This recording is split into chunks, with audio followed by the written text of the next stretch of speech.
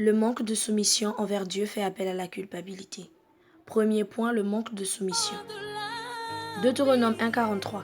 Je vous ai parlé, mais vous n'avez pas écouté. Vous avez été rebelles à l'ordre de l'Éternel et vous êtes montés audacieusement vers la montagne.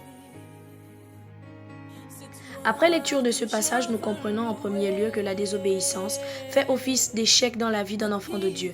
La parole de Dieu dit « Dieu résiste aux orgueilleux et fait grâce aux humbles ».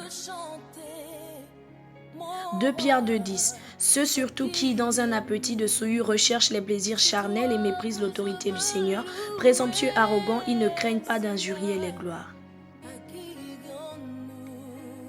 Après lecture de ce passage, nous comprenons que le mépris vis-à-vis de la parole de Dieu fait de nous des fils injurieux face à la parole et autorité de Dieu. Alors, d'après nous, Dieu attend quoi de nous à ce moment-là? Dieu attend que nous puissions nous-mêmes reconnaître nos fautes. Alors, à ce moment, faisons appel à notre deuxième point du jour qui est la culpabilité. Esdras 9,6. Mon Dieu, je suis dans la confusion et j'ai honte, ô mon Dieu, de lever ma face vers toi, car nos fautes se sont multipliées par-dessus nos têtes et notre culpabilité s'est accrue jusqu'au ciel. Nombre 21,7. Nous avons péché car nous avons parlé contre l'Éternel. Après lecture de ces passages, nous comprenons qu'il faut toujours reconnaître ses fautes vis-à-vis de Dieu tout en étant sincère car cela fait office de repentance.